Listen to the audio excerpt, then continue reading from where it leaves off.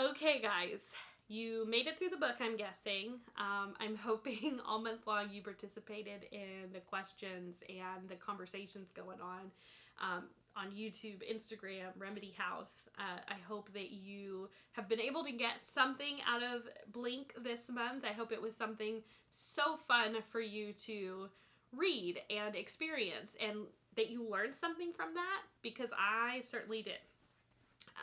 A huge part of being a good clinician is making sure that you are staying on top of your research. You want a counselor who's just interested in being curious and learning, because there are new things all the time. Well, this book is really, really good at kind of explaining many things that I was curious about. And so, of course, I did research, so I'm going to unpack that for you a little bit here.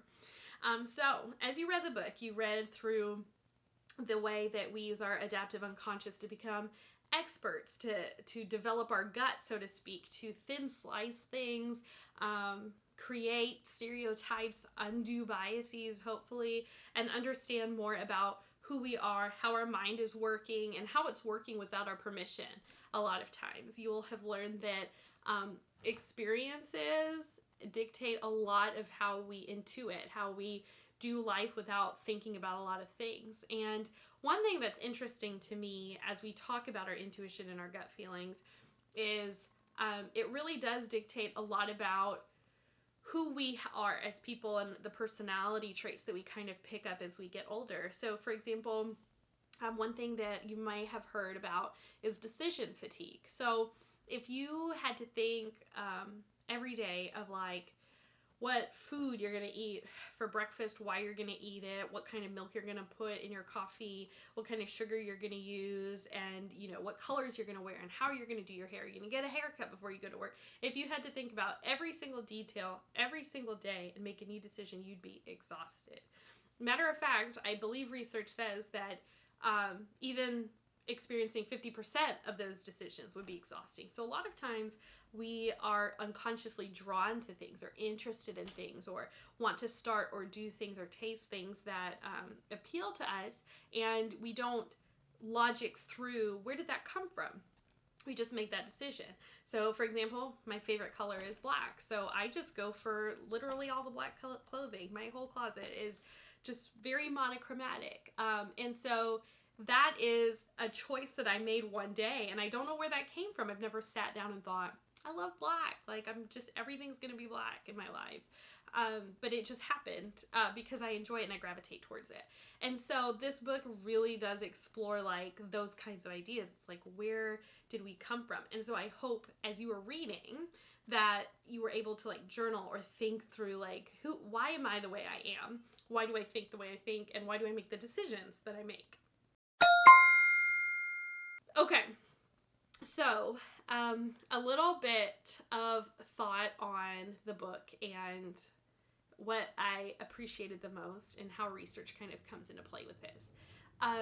There's an idea, let me see, studied by Williams James. He has a theory of dual processing. And this is like, I believe the 1850s to the early 1900s is when he developed this theory. But it's the theory of dual processing. And what that says is we have two systems of thinking. So the first system is the Blink kind of processing. So the intuition, the snap judgments, things like that.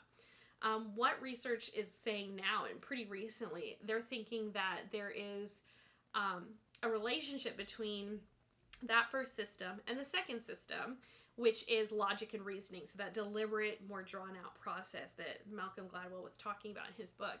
And so what research is saying is when we don't feel like our unconscious has made a good snap decision, the second system, our system of logic and reasoning, just kind of pops up and says, hey, we need to rethink this. We need to do more work here. This isn't right, or I don't feel like this is good.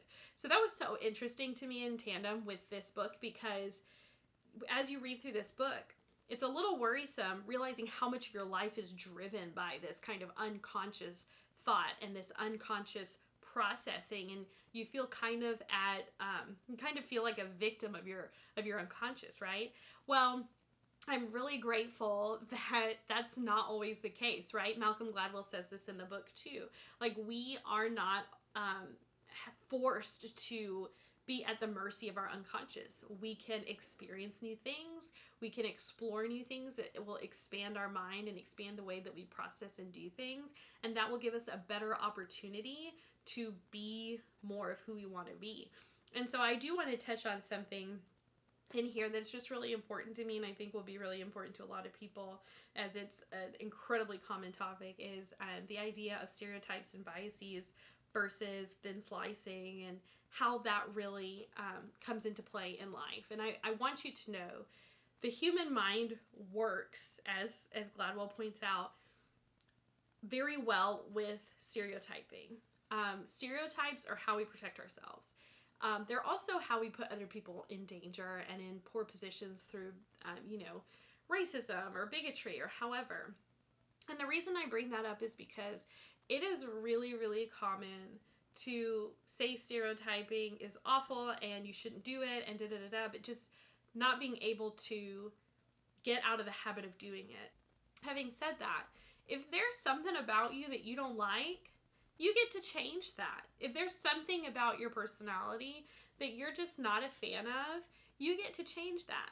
Is it hard work? Absolutely, but you get to do it and no one can stop you. Also, I just want to take a little bit of the guilt out here. We, to a degree, aren't aware of like the unconscious mechanisms going on. That's why counselors exist, to provide that insight, that objectivity, that third person perspective that we don't get from ourselves. So when you're thinking, I cannot believe that I felt that way, just like Gladwell felt in the book when he took the Harvard-led test regarding racism and how he instinctively preferred white people over black people in that test. Remember, he was also appalled. And he had a great response, a great emotional response to the results of that test. He said, I don't want this to be who I am. I want to change this, right? So that is the real meat behind what I want you to get out of this book is your intention is also really important. So if your instincts aren't honed, right? If your instincts aren't where you want them to be, you can change them. If you have stereotyping tendencies that you don't like, you can change them. And so how awesome is that, right? Okay, so I think that's all I have for this book. That's what interested me the most. I also did a little bit of research on people who are experts.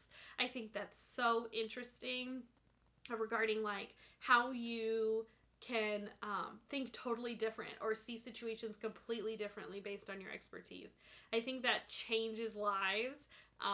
And so what I'm really excited about is in the future kind of exploring that through interviews, which I hope to have many on here, and just talk to many clinicians in the field of mental health, but also experts outside the industry or people who are just doing other jobs and are engaging mental health and seeing their perspective on what's going on in the world or what's going on inside them or us. So that was really interesting to me. I'm very excited that the first book was so good, at least in my opinion. I hope y'all really enjoyed it too. And if you have any other questions, do let me know. I would love to do some more research, maybe see if we can find answers together, or, maybe that can lead us to another book. I will say too, Malcolm Gladwell talked about Timothy Wilson as an author and researcher and in the beginning of Blink, and I have ordered one of his books called Redirect, talking about informing or reforming the narrative of our lives. Super excited to read that.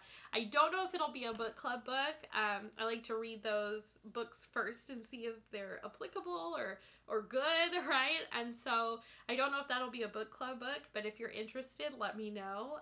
If you have an idea for a book club book, definitely leave it down in the comments or let me know on Instagram. However, because I'd really like to have your opinions, and eventually when we get a lot of people on here, vote for the book of the month, right?